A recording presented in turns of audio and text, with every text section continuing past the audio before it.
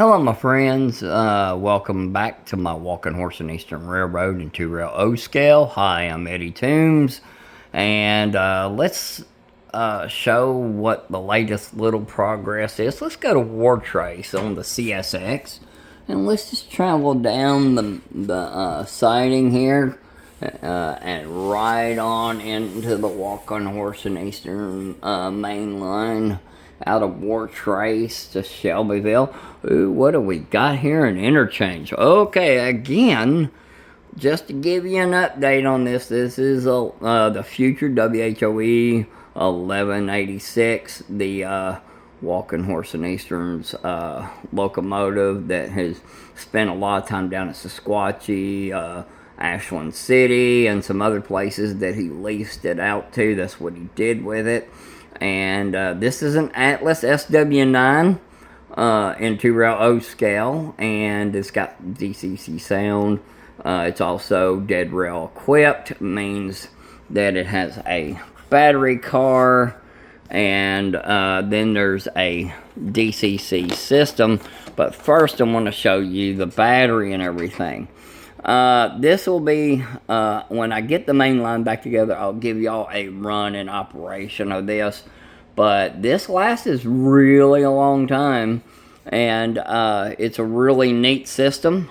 Daryl Lamb of the Dead Rail Society Facebook group is really great about installing. When I was doing Walking Horse and Eastern HO scale, he had done it for me in HO, and I really enjoyed with not having DCC dirty rails and sound leaking out, and you know, and keep alives are good, but you know, they're still not totally the best. All right, here we go on interchange 1585. She is just bringing back. She's got a bad motor. I got to work on that. And 1186 is being all brought in, and also the future F7806, the Walking Horse and Eastern passenger excursion train. This is an Atlas 2-rail O scale with a brass trucks and sides. It does have a motor. It's just DC only right now. It needs a lot of details. It needs some TLC because it's, you know, it's got some gear issues. But I'll fix that. That's not a problem. But I wanted just to give y'all a really quick share. Here's my favorite logo of coffee. Dream big, work hard, and make it happen. That is my favorite slogan, either in the hobby or in my life while I'm working, or any other thing that I do. Here's the bridge that I'm still working on. I still need plank, scenery, and all that other stuff that I mentioned in the last video. Down the main line, before I get anything else connected, here is the next second War Trace bridge I'm working on the back roads of the little War Trace old pike, as you can see. Still working on it. Yesterday I did work on the planks, and I don't know if you can really see it, but I purposely have a plank that is broken and out. I did that on purpose. You can see I got some offset boards. If you can go, you can see the bents are offset. That's on purpose. As you can see, I even have some offset retaining wall boards, again, like the, you know, the split one, and some odd end stuff to it. I personally like believing to make something look like it's really worked and used and worn out, and that's the whole purpose of the things that I do in the railroad world, which I am a railroad employee. You know, nothing's perfect out there. Nothing. Not a paint job, not car reporting marks, not equipment, track switches. I mean, you know, we deal with it on a daily basis. And I don't know, personally, me, it irks me when someone thinks everything is so manicured and on the track, and and everything, you know, paint jobs look great. Well, you get up close to our locomotive at work, and buddy, you can see it was just sprayed over just like short lines do, and other railroads do. When you get up close, you're just like, oh, you know, even when we get up close to units on CSX, when we're talking to our locals, I'm telling you, you can see that the units, they may have a new coat of paint on them or a nice coat, but underneath you can see the roughness of stuff, you know. That's real life. That's the way it is. It's about saving money and getting something in service.